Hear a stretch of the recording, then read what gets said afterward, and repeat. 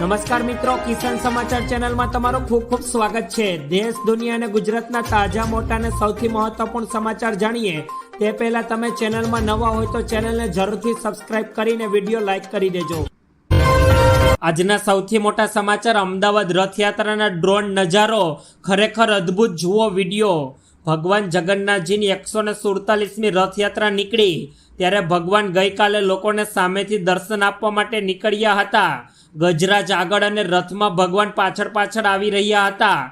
રથયાત્રામાં મોસાળ સરસપુરમાં પહોંચી જ્યાં તેમનું મામેરું પણ કરવામાં આવી રહ્યું છે।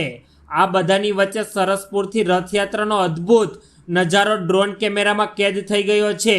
ત્યારે 3D મેપિંગ અને AI ટેકનોલોજીનો પણ ઉપયોગ કરવામાં આવ્યો છે। ત્યારબાદના બીજા મોટા સમાચાર, અષાઢી બીજના દિવસે ભગવાન જગન્નાથજી ખુદ સામે ચાલીને તેમના ભક્તોને દર્શન આપવા માટે અને નગર ચર્ચા માટે નીકળે છે। ભગવાન વર્ષમાં એકવાર તેમના ભક્તોને દર્શન આપવા માટે આવે છે ત્યારે ભાવિ ભક્તો ભગવાનના આવકારમાં અનેરો ખનગનાટ જોવા મળે છે। જગતના નાથ જ્યારે નગર ચર્ચાએ આવતા હોય ત્યારે તેમના ભક્તોમાં આનંદનો કોઈ સમાતો નથી અને એક અનેરો જ ઉત્સાહનો ભક્તોના ચહેરા પર જોવા મળે છે। લોકો મોટી સંખ્યામાં ભગવાનના દર્શન કરવા માટે પહોંચે છે ત્યારે ગૃહપ્રધાન હર્ષ સંઘવી પણ ભગવાન જગન્નાથજીના દર્શન કર્યા। ત્યારબાદના ખૂબ જ મહત્વપૂર્ણ સમાચાર, વડોદરામાં રોબો રથ બન્યું આકર્ષણનું કેન્દ્ર, જુઓ વિડીયો। ગઈકાલે ભગવાન જગન્નાથજીની રથયાત્રા નીકળી હતી। દર વર્ષે અષાઢી બીજના દિવસે ભગવાન જગન્નાથજીની રથયાત્રા કાઢવામાં આવે છે ત્યારે વડોદરામાં નિઝામપુરના યુવક સતત 11 વર્ષના ટેકનોલોજીના ઉપયોગ સાથે રોબોટિક રથમાં ભગવાન જગન્નાથજીને બિરાજમાન કર્યા। સતત 11 વર્ષથી વડોદરામાં આ યુવક રોબો રથ તૈયાર કરી રહ્યો છે। નિઝામપુરામાં ટેકનોલોજીના ઉપયોગથી રોબો રથ પર ભગવાન જગન્નાથજીની શાહી સવારી નીકળી હતી।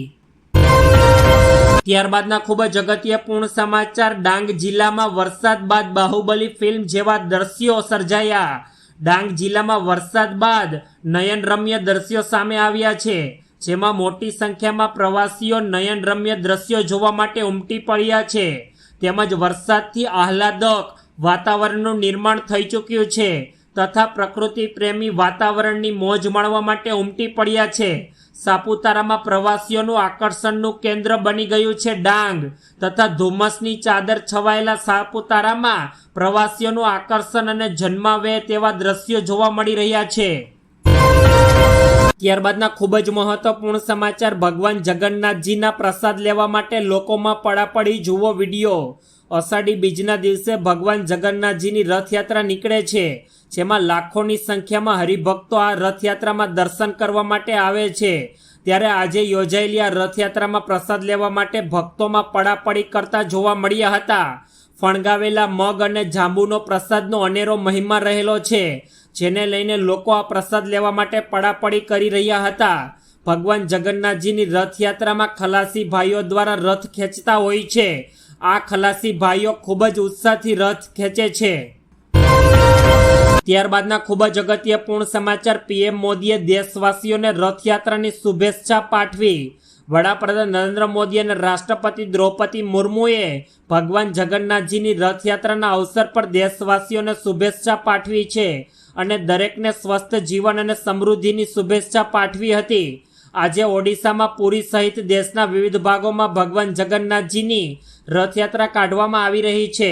અમદાવાદની રથયાત્રા ખૂબ જ લોકપ્રિય છે। પવિત્ર રથયાત્રા બદલ અભિનંદન અને અમે મહાપ્રભુ જગન્નાથજીને નમન કરીએ છીએ અને પ્રાર્થના કરીએ છીએ કે તેમના આશીર્વાદ હંમેશા આપણા પર વરસતા રહે।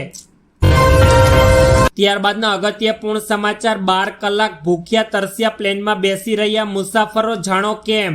પ્લેનમાં ક્યારે બોમ્બ હોવાની અફવા તો ક્યારે એર ટર્બ્યુલન્સને કારણે યાત્રીઓને અસુવિધાઓનો સામનો કરવો પડે છે ત્યારે દિલ્હીમાં મુસાફરોએ 12 કલાક સુધી અસુવિધાનો સામનો કરવો પડ્યો હોવાનું સામે આવ્યું છે। દિલ્હીથી બેંગ્લોર જઈ રહેલી આ ફ્લાઇટની આ સમસ્યા સામે આવી છે જેમાં 12 કલાક ફ્લાઇટની અંદર ભૂખ્યા બેસાડી રાખ્યા હતા મુસાફરોને। ત્યારબાદના ખૂબ જ દુઃખદપૂર્ણ સમાચાર, જમ્મુ એન્ડ કાશ્મીરના કુલગામામાં સુરક્ષા દળોના આતંકવાદીઓ વચ્ચે અથડામણ। જમ્મુ એન્ડ કાશ્મીરના કુલગામાના મુદ્રા ગામમાં આતંકવાદીઓ સાથેની અથડામણમાં ઘાયલ થયેલા સેનાના એક જવાન શહીદ થયા છે. શનિવાર 6 જુલાઈ બપોરથી સુરક્ષા દળો અને આતંકવાદીઓ વચ્ચે એન્કાઉન્ટર ચાલી રહ્યું છે.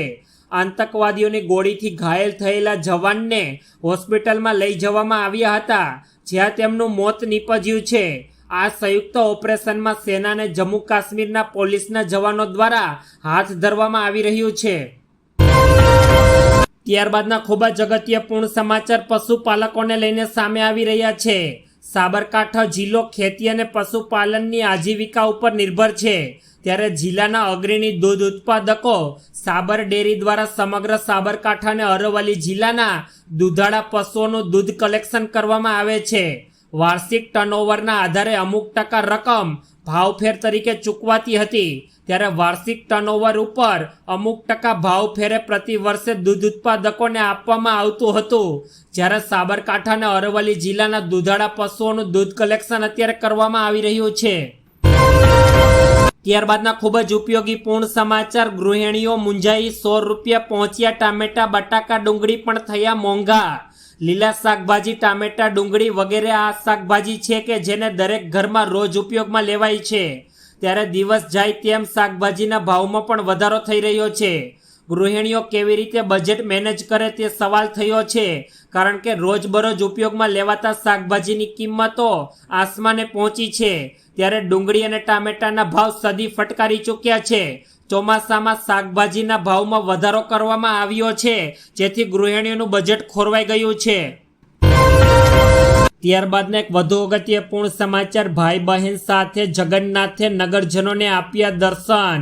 અમદાવાદમાં દર વર્ષે અષાઢી બીજના દિવસે ભગવાન જગન્નાથજીની રથયાત્રા નીકળે છે. જગતનો નાથ આ દિવસે નગર ચર્ચા પર નીકળે છે.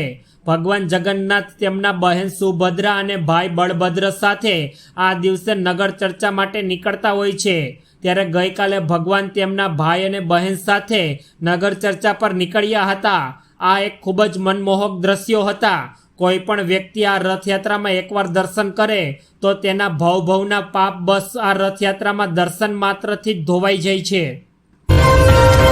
ત્યારબાદના ખૂબ જ અગત્યપૂર્ણ સમાચાર. ઓડીની રથયાત્રાનું અનેરું મહત્વ. ભગવાન જગન્નાથજીની રથયાત્રા ગઈકાલથી શરૂ થઈ ગઈ, ત્યારે જગન્નાથપુરીમાં રથયાત્રા 10 લાખ જેટલા ભાવિ ભક્તો જોડાયા. આ રથયાત્રામાં ભગવાન જગન્નાથ ભાઈ બલભદ્ર અને બહેન સુભદ્રા સાથે પ્રસ્થાન કરશે, જે બાદ ભગવાન રથમાં સવાર થઈને ગુડિયા મંદિર તરફ પ્રયાણ કરશે. ભગવાન જગન્નાથજીની રથયાત્રાનો ભવ્ય કાર્યક્રમ 10 દિવસ સુધી ચાલવાનો છે. આ વર્ષે નવયૌવન દર્શન અને નેત્ર ઉત્સવ એક જ દિવસ છે. આ વખતે રથયાત્રાના દિવસે દુર્લભ શુભ યોગ રચાયો છે. ત્યારબાદના ખૂબ જ એક મહત્વપૂર્ણ સમાચાર. રથયાત્રાના રૂટ પર એમ્બ્યુલન્સ ફસાતા ભક્તોએ રસ્તો કરી આપ્યો. અમદાવાદમાં ભગવાન જગન્નાથજીની રથયાત્રા ધામધૂમથી ઉજવાઈ રહી હતી. તેની વચ્ચે જ રથયાત્રાના રૂટ પર એમ્બ્યુલન્સ ફસાતા ભક્તોએ રસ્તો કરી આપ્યો હતો. આટલા બધા માનવ મહેરામણની વચ્ચે 108 સરળતાથી નીકળી ગઈ હતી, તો એમ્બ્યુલન્સનો પાયલોટ પણ તેના સ્થળ પર સમયસર પહોંચી ગયો હતો. સ્થાનિકોએ એમ્બ્યુલન્સને જોતાની સાથે જ રસ્તો કરી આપ્યો હતો. રસ્તો ખુલ્લો કરીને માનવતા મહેકાવી હતી ભક્તોએ.